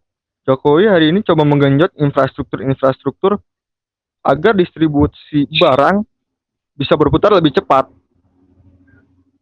Jadi pertanyaan Mulyana Iskandar tentang pidato Jokowi di IORA dan UU Omnibus Law, saya kira tidak pas gitu. Itu saja sih tanggapan saya. Baik, terima kasih banyak Kang Dede Ilham atau Kang Dekong lebih atas tanggapannya. Kita lanjut ke sesi kedua tanya jawabnya. 3 pertanyaan lagi untuk audiens. Saya juga mau menanggapi dulu. Oke, silakan. Karena tanggapan Kang Dede Ilham inilah yang paling masuk ke buku gitu. Jadi soal soal non Western itu, soal beberapa teori yang sama buku ini dimaksudkan. Jadi gini, Kang Dekong, sebenarnya kenapa sih di buku International Order in Diversity ini setengah mati gitu menampilkan sisi non-Western? Karena memang tidak ada literatur yang secara utuh menjelaskan adakah perlawanan yang dilakukan oleh bangsa India, orang Nusantara, untuk melawan ketika datangnya mereka gitu. Misalkan beginilah, kenapa kemudian International Order in Diversity ini dia mengangkat aspek non-Western? Kita sepakat itu. Ada beberapa wilayah Nusantara yang dibawa, tapi itulah fakta sejarah. Tapi nggak ada tuh kayak yang menjelaskan kayak, oh dulu orang Indonesia itu ketika Belanda datang berdiplomasi gitu kan, oleh mereka juga gitu. Jadi bagaimana mungkin kita melihat non-Western dari kacamata yang ditulis oleh Western sendiri? Kita tidak mandiri secara secara pikiran maupun literatur gitu. Ya kita tahu kita ini dijajah ya karena orang-orang Belanda itu tulis buku, menulis diary apa segala macam. Nah, di dalam International Order in Diversity ini, di buku ini, yang dimaksudkan dari semua tragedi yang terjadi, dari semua fenomena yang terjadi yang melampaui Samudra Hindia, itu seperti war, trade, bahkan pendirian rule di situ, memang setengah mati sekali gitu untuk dibikin semacam kayak oh ini non-Western karena institusi yang dibangunnya heteronomi gitu, eksternal yang masuk ke mereka. Itu sih tanggapan saya ya soal non-Western. Jadi jelas bahwa di buku International Order in Diversity juga ini juga dua orang penulisnya juga orang Barat gitu ya, bukan orang, kalau Amitav Acharya iyalah gitu ya paling tanggapan saya. Halo, boleh menanggapi? Ya, boleh. Kang Dekong menanggapi lagi, silahkan. Wah, mulai memanas nih diskusinya. Ya, tadi dari percakapan Reja tadi gitu, cukup menarik. Kenapa orang-orang Nusantara tidak melakukan perlawanan gitu, intelektual ataupun fisik ya? Saya kira begini, mereka kayak di mungkin di Timur Tengah atau di Muslim, tataran Muslim itu adalah sufistik gitu. Karena kan mereka lebih ke hidup bersama alam, bagaimana coba setara dengan alam, tidak merusak alam, menjaga dunia. Mungkin di situ aja yang membuat non-Western dalam artian Timur, India, Jepang, Cina dengan Taoisme atau Zennya, India dengan Veda, ya dengan Veda gitu ya, atau Jepang dengan Shinto. Misalnya kita tarik di Indonesia gitu tentang non-Western, tentang hidup way of life atau tentang hidup setara dengan alam, itu juga bisa kita lihat di bagaimana masyarakat adat, indigenous people, itu berusaha menjaga alam ini tetap lestari, regenerasi alam tidak terganggu, sehingga mereka tidak terlalu menjingungkan gitu. Ketika kehidupan mereka tidak terganggu, ya mereka tidak akan melakukan struggle gitu. Ketika kehidupan mereka terganggu, mereka akan struggle. Itu saja sih yang membuat tanggapan saya itu tadi tentang non-Western ya. Baik.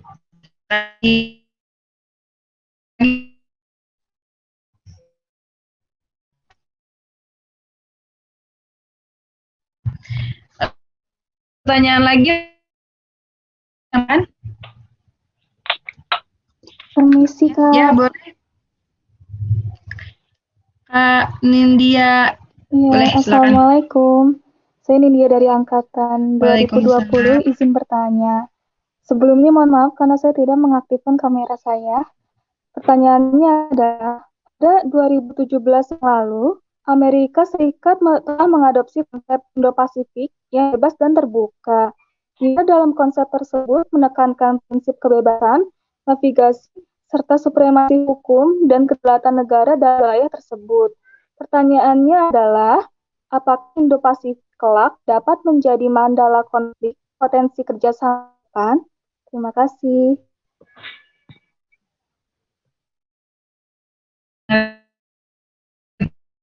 Dari materi, tapi kali Kang Reza Enggak, tapi mungkin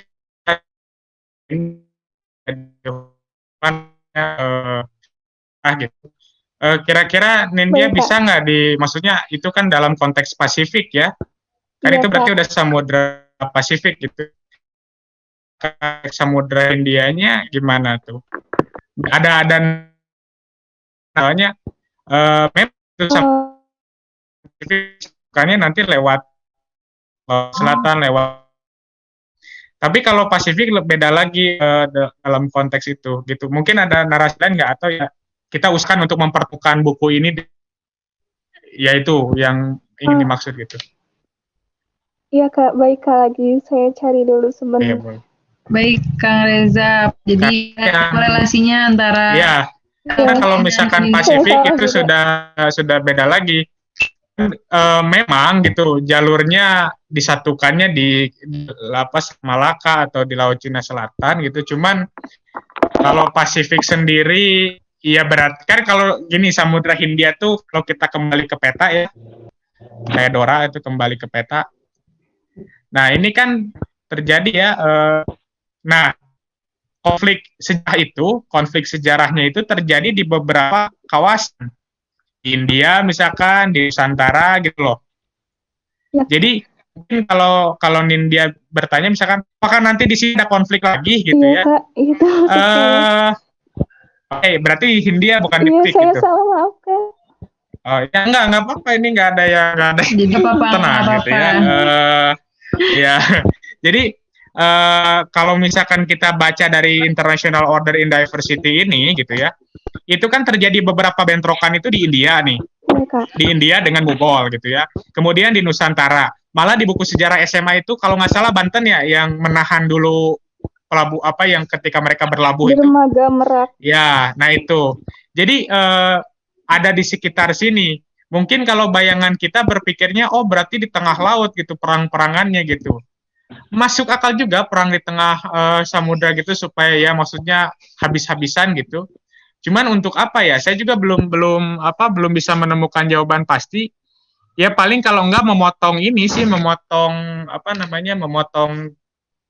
beberapa supply yang penting bagi dunia gitu kalau mau ada. Tapi gini sih di dalam ini ya, saya lagi ke buku ini di yang tadi saya katakan. Jadi sebetulnya mesin terbesar dari Orda Internasional itu adalah capital, modal gitu kan ya. Nah, sebagaimana yang dikatakan oleh buku Varieties of Capitalism, dia itu need greater competitions in a globalized economy. Jadi globalisasi ekonomi itu kalau kapitalisme ingin tetap hidup, ingin tetap jalan, dia harus bersaing secara besar juga. Nah, mungkin kalau Nindya berangkat dari sini, analisanya bisa menjadi ancaman bagi bisa tangkap nggak power of capital. Jadi kekuatan modal yang sedikit, Baik, Kak, bisa. itu yang pertama. Yang kedua juga ini juga adalah kesempatan buat Indonesia untuk ya katakan untuk negara-negara di Samudra Hindia gitu, IORA ya misalkan, untuk sama-sama memanfaatkan momentum geografis gitu. Katakanlah ini momentum geografis ya karena memang terberi gitu kan. Kita tidak bisa milih. Lokasi kita jangan di Samudra Hindia lah, nanti ada ancaman gitu kan. Nah, jadi greater competition ini dilihat sama Nindianya dari pandangan mana? Apakah pandangan misalkan, oh ini nanti Indonesia bakal susah nih, atau oh ini justru bagus. Karena naturalnya kapitalisme itu adalah memang kompetisi, gitu loh. Jadi mungkin di sini maksudnya ya. Jadi saya jawaban untuk Nindya, apakah ini bisa keamanan, ancaman atau Ancaman atau peluang? kerjasama? Oh, ancaman atau kerjasama? Karena kerjasama, atau gini, kadang-kadang kompetisi kapitalisme itu, atau dalam istilah neolib itu kita punya positive sum games gitu. Nah, positive sum games itu bagusnya itu bukan 2 tambah 2, 4, tapi 4 itu 1 tambah 3. Aduh, gimana ya saya menggambarkannya. Jadi gini nih, jadi misalkan saya dengan Nindya dapat hasil 5. Nindya dapat 4, saya dapat 1. Kita sama-sama untung nggak? Tidak. Kita sama-sama untung nggak? Misalkan Nindya dapat 4, saya dapat 1. Untung nggak? Sama-sama untung nggak? Enggak. Untung. Lah, kenapa? Sama-sama untung. Saya tetap dapat 1, nggak minus. Oh iya, benar. Tapi lebih besar di Nindya, begitu loh. Nah, jadi Indonesia itu kalau bermain di arena situ, pilih gitu, bukan pilih ya, gimana ya, saya juga bingung membahasakannya nih, kalau misalkan udah, ini bisa jadi ancaman atau peluang gitu, atau bentuk kerjasama, karena dalam bentuk kerjasama biasanya positif sum games, ini cuma di luar ya, tapi yang paling penting ya itu. Nah itu, ada lagi tanggapan mungkin boleh Bu Moderator? Terima kasih, Kak. Ya, baik. Kang Deko mau menanggapi? Raja boleh diulang nggak tadi pertanyaan yang disampaikan tadi gitu tentang Hindia Pasifik? Karena tadi saya lagi beres-beres. Oh, Hindia Pasifik itu kan tadi Nindya sebenarnya nanya tentang Pasifik. Oke. Kita arahkan ke Hindia gitu supaya nyambung dengan buku ini. Gitu aja sebetulnya. Jadi menjawab apakah nanti di Samudra Hindia itu akan justru ancaman atau kerjasama gitu. Oke. Ini menariknya gini. Ketika bicara Hindia lalu ke Pasifik, kita harus bisa, kenapa Indonesia menyangangkan poros maritim dunia, itu juga adalah tentang perdagangan di laut, Selat Malaka ya. Kita sering kerugian di Selat Malaka gitu, karena tidak memilikinya port atau pelabuhan-pelabuhan yang besar gitu, yang bisa menyimpan, atau ya pelabuhan besar ya untuk kapal-kapal tanker yang besar gitu. Karena kan di situ yang membuat Singapura unggul. Singapura ada pelabuhan besar, lalu masuk ke Selat Malaka itu si para pengusaha menggunakan perahu-perahu kecil. Bicara Hindia dan Selat Malaka, Hindia dengan Pasifik, mungkin ini dari kacamata dari Amerika gitu. Barack Obama mengeluarkan yang namanya Pivot to Asia, tujuannya adalah untuk meredam Cina gitu, agar tidak ofensif di India, Cina Selatan, terutama. Lalu masih Barack Obama, entah masuk Trump, saya lupa. Amerika Serikat mengeluarkan blueprint kebijakan untuk di kawasan Asia Tenggara. Judulnya itu adalah Indo-Pasifik. Nah, Indo-Pasifik ini menyasar negara-negara yang memang memiliki sejarah aliansi dengan Amerika Serikat, seperti Australia, Filipina, Jepang, Korea. Tujuannya masih tetap, yakni meredam Cina agar tidak ofensif, agresif di wilayah Hindia dan Pasifik gitu, terutama di Indonesia. Mengingat Indonesia ini adalah jalur tengah-tengah dari jalur sutra laut gitu, yang menghubungkan Hindia Pasifik, bahkan Samudra Atlantik sama Samudra apa, saya lupa satu lagi. Pasifik. Yang jika dilihat beberapa kata gitu, konteks Indonesia itu silang begitu, menyelang, tanda kali gitu, bisa ke Afrika, Amerika Latin, atau Amerika, Eropa, ke mana gitu, jika dari peta. Terlebih kan Tan Malaka, ada satu quote dari Tan Malaka, jika ingin menguasai dunia, maka kuasailah Indonesia. Ekuator, poros dunia gitu, salah satu poros dunia. Terlebih saat Malaka menjadi jalur perdagangan laut. Misalnya, investasi Cina di Thailand untuk membangun terusan kerak terjadi, udah Indonesia akan mengalami penurunan perdagangan gitu, akan menjadi mati lah. Kalau kata Pak Desmond, Pak Panji waktu beberapa tahun lalu ketika pembahasan terusan kerak gitu yang di Thailand Selatan, karena itu salah satu kayak apa? Jadi terusan kerak itu kayak terusan Suez dan terusan Panama. Jadi bicara Hindia dan Pasifik mungkin bisa dilihat dari kacamata Amerika Serikat. Apakah Indonesia dalam hal ini akan menyatakan sikap berpihak ke Cina atau berpihak ke Amerika? Mengingat politik bebas aktif Indonesia ini juga agak ambigu. Ambigunya itu ada sikap di pernyataan sikap dia memilih blok mana gitu. Jika di era Perang Dingin, mereka Indonesia dan Konferensi Asia Afrika coba membangun poros baru, poros ketiga. Namun semenjak Soekarno dan beberapa pendiri KAA tergulingkan dari pemerintahan, berubah menjadi gerakan non-blok, ternyata gerakan non-blok, salah satunya Indonesia, secara tidak langsung memang berpihak ke Amerika Serikat. Lebih ketika sekarang Cina naik menjadi kapital baru karena berhasil membangun capital formation di dalam negeri, lalu melakukan ekspansi, memperluas kapital dia, dan Cina menjadi ancaman bagi Amerika hingga keluarlah Pivot to Asia dan kebijakan luar negeri yang Indo-Pasifik. Itu aja sih. Mengenai yang Kang Dekong barusan sampaikan, yang untuk meredam Cina, menurut Teh Lea, kalau ancaman boleh juga sih dikatakan begitu, yang mana akan lebih tepat bila kita mengatakan bahwa kini hubungan AS-Cina telah mendapatkan tekanan dalam beberapa waktu terakhir. Situasi ini semakin menguat ketika strategi pertahanan nasional AS menyebut Cina sebagai pesaing strategis pada masa mendatang. Itu jawaban untuk tanggapan untuk Kang Kong yang barusan yang menanggapi Cina sebagai ancaman. Kemudian ada lagi yang Teh Lea menanggapi pertanyaan dari Nindya.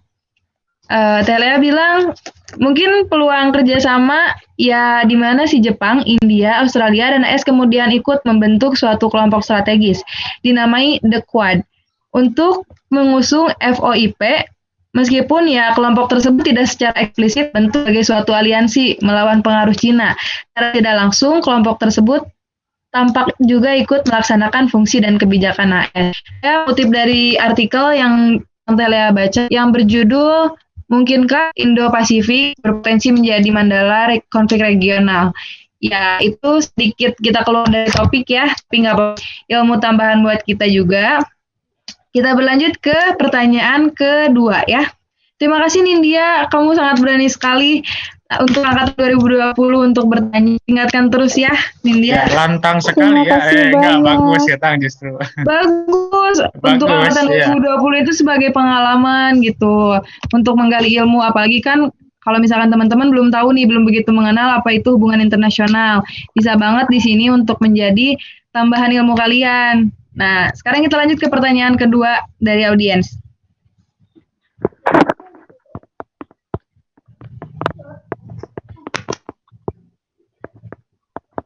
Barangkali teman-teman ada yang mau bertanya atau menambahkan mengenai materinya.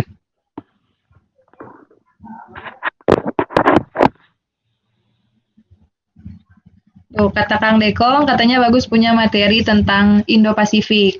Kalau Nindya tertarik mengenai isu Indo-Pasifik, Nindya boleh minta nanti ke Kang Bagus PDF selama PPT-nya. Baik Kak, terima kasih.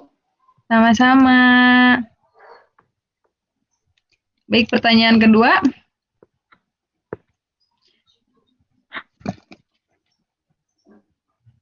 Mungkin akan ada satu pertanyaan lagi ya teman-teman, soalnya melihat waktu sudah menunjukkan pukul 17:19. Satu pertanyaan terakhir di diskusi kali ini. Teica, barangkali Teica mau tanya.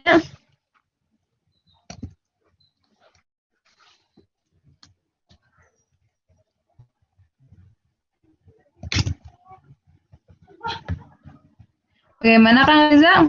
Kita sudahi saja diskusinya. Ya, kalau sudah sih nggak masalah. Saya baru tahu di sini, maaf sekali ada Bu Ika juga dosen. Oh iya, ada ya, Bu Ika. Saya baru lihat tadi karena 2 halaman itu ada Bu Ika gitu. Ya, selamat sore Bu Ika. Selamat bergabung. Selamat sore. Nyimak aja. Terima kasih Ibu. Ya, menarik materinya. Oke. Nah, teman-teman di chat udah ada link untuk mengisi nama untuk e-sertifikat sekaligus absen buat teman-teman yang udah ikut di Talking What We Read ini. Nah, sekarang kita lanjut aja ya ke sesi terakhir. Kita udah berada di penghujung acara. Alhamdulillah sesi diskusi pada sore hari ini terlaksana dengan baik. Kita sudah mendapatkan materi yang luar biasa dari narasumber kita, mulai dari teori diversity, geopolitiknya saat itu ada Belanda, Portugal, Inggris, kemudian ada ramuan teoriknya dari realisme, rasionalisme, konstruktivisme, kemudian ada teori konstruktivisme sebagai pembentuk hierarki, kemudian ada pembentuk orde internasional yang terdiri dari kapital, sovereign power. Kemudian ada fakta sejarah pendukung diversity teori. Kemudian ada keterlibatan aktor non-Western. Dan yang terakhir adalah kerangka teoritis selanjutannya. Materi yang disampaikan sangat menarik untuk kita semua ya teman-teman. Apalagi yang mungkin belum tahu nih apa yang namanya diversity teori ini. Ilmu banget kan buat kita. Mudah-mudahan materi yang disampaikan narasumber bermanfaat untuk kita semua. Siapa tahu kan teman-teman ada nih yang kayak tadi aku bilang, ada yang memulai skripsi atau enggak praktikumnya masih belum maju nih. Dengan adanya pembahasan ini bisa sebagai bahan untuk teman-teman. Sampailah kita di penghujung acara pada hari ini. Terima kasih kami ucapkan kepada para audiens yang sudah sangat antusias menyimak dan bertanya pada diskusi kali ini. Dan juga terima kasih kami ucapkan kepada narasumber Kang Reza Ardiansyah Pradana yang telah berbagi ilmu yang luar biasa. Sebagai penutup, saya persilakan Kang Reza untuk menyampaikan closing statement-nya. Closing statement yang paling baik adalah meminta maaf atas kekurangan saya gitu ya, dan diskusi ini memang melebar gitu, tapi saya menikmatinya dengan sangat baik. Dan untuk buku International Order in Diversity ini, kita perlu juga mengkritisi secara utuh dan secara komprehensif tentang bagaimana buku ini berguna secara teoritis gitu ya. Tetapi yang jelas begini, kita harus mengerti tren internasional yang terjadi hari ini, bahwa rata-rata penstudi-penstudi HI yang berasal dari Cambridge itu sudah mulai memperkenalkan diri gitu ya, sebagai plural gitu, sebagai orang yang mengedepankan teori plural gitu. Karena ini adalah laboratorium hubungan internasional, juga mungkin ada semacam masukan untuk bahwa kita ini harus mengikuti tren mereka juga, supaya kita tidak tertinggal dari literatur yang mereka tampilkan. Jadi untuk kegunaan, saya sebetulnya mempersilahkan publik atau masyarakat, audiens untuk menilai secara adil bagaimana teori ini berjalan dengan kritik maupun ya katakanlah manfaat maupun kekurangannya, kelebihan maupun saya mohon maaf sekali di sini juga saya mengatakan bahwa nanti di Talking What We Read berikutnya sebetulnya kita terbuka terhadap Anda rekan-rekan mahasiswa yang ingin membedah buku, mendiskusikan buku yang telah dibaca atau artikel yang telah dibaca. Kami tunggu, silakan hubungi saya via Instagram maupun WA gitu ya. Follow IG saya. Punten. Assalamualaikum warahmatullahi wabarakatuh. Ya, waalaikumsalam warahmatullahi wabarakatuh. Selanjutnya kita persilakan Bapak Taufik SIP MA untuk menyampaikan penutupnya.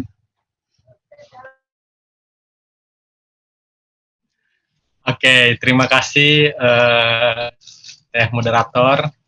Menarik sekali ya tadi materi ulasan buku yang disampaikan oleh Kang Reza. Mudah-mudahan diskusinya terus konsisten. Kami juga berharap teman-teman yang lain bisa memanfaatkan forum-forum seperti ini untuk menggali ilmu dan pengetahuan yang lebih utamanya terkait dengan konsep dan teori HI yang kontemporer. Jadi tidak dalam konteks melulu dalam konteks klasik gitu ya. Tapi juga harus ada pengembangan terkait konsep-konsep yang terbaru. Di sisi lain tidak hanya berbicara orientalisme tadi ya, tapi juga oksidental. Oksidental itu lebih kepada bagaimana orang-orang menggunakan sudut pandang ketimuran dari timur gitu untuk memandang barat. Kalau yang orientalism itu orang barat memandang timur. Jadi sama-sama menghubungkan timur dan barat tapi sudut pandangnya berbeda. Nah, itu juga teman-teman harus kembangkan di masing-masing.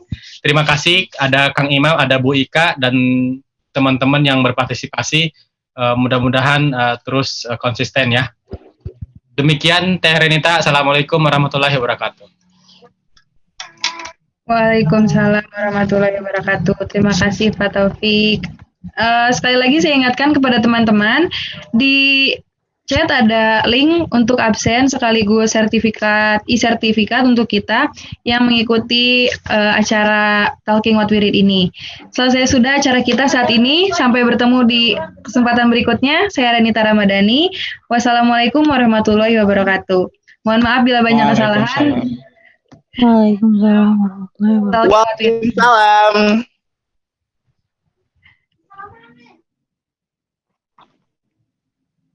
Dah.